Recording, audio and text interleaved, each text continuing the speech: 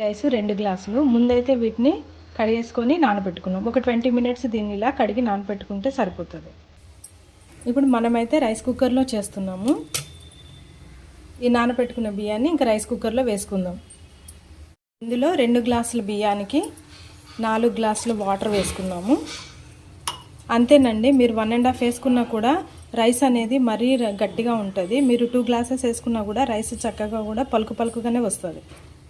ఇంక ఇక్కడ బిర్యానీ మసాలా మొత్తం కూడా రెడీ అయిపోయింది. ఇంకా దీన్ని మనం రైస్ కుక్కర్లో వేసుకోవచ్చు.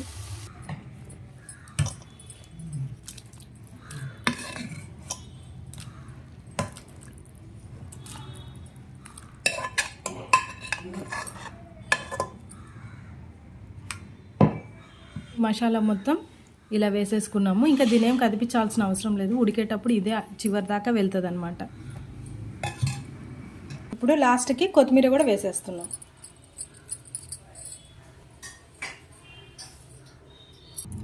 లాస్ట్కి సాల్ట్ కూడా వేసుకుందాం. ఖచ్చితంగా ఇది మాత్రం మర్చిపోకూడదండి.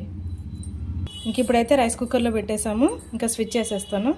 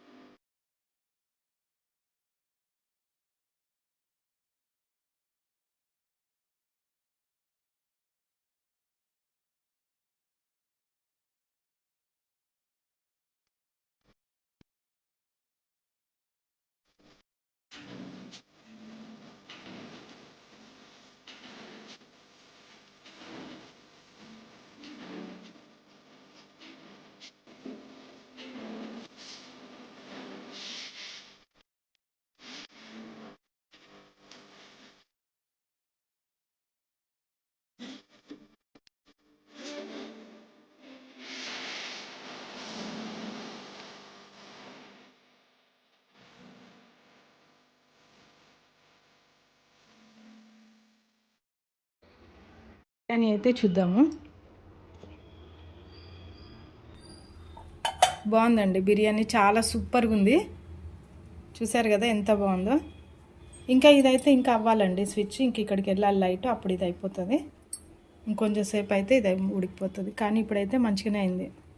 దీనికి మనం కదిలిచ్చేది ఏమి ఉండదండి. ఇంక ఇది రైస్ కుక్కర్ కాబట్టి దీన్ని మనం ఏం చేయని అవసరం లేదు. ఇలా మూత పెట్టేసి ఈ స్విచ్ బటన్ ఇంకా పైకి వచ్చిన తర్వాత దీన్ని తీసేయడమే, ఆఫ్ చేసుకోవడమే.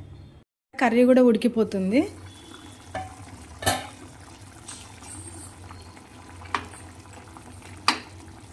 మేమైతే ఇక్కడైతే కొంచెం గ్రేవీ వేసుకుంటామండి, కొబ్బరి. ఎందుకంటే కొబ్బరి వేసుకుంటే ఇంకా గ్రేవీ బాగా వస్తుంది చిక్కగా.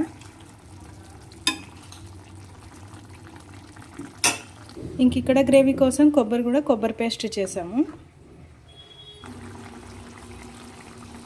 ఇట్లా కొబ్బరి పొడి, ఎండు కొబ్బరి అయినా పర్వాలేదు, లేదా పచ్చి కొబ్బరి అయినా పర్వాలేదు.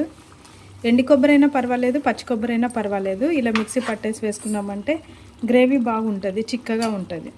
బిర్యానీ కాబట్టి కొంచెం వేసుకోవచ్చండి. లేదు వైట్ రైస్ అయితే మాత్రం ఇంకొంచెం ఎక్కువ వేసుకుంటే మనం రైస్లో కలుపుకోవడానికి కూడా సరిపోతుంది.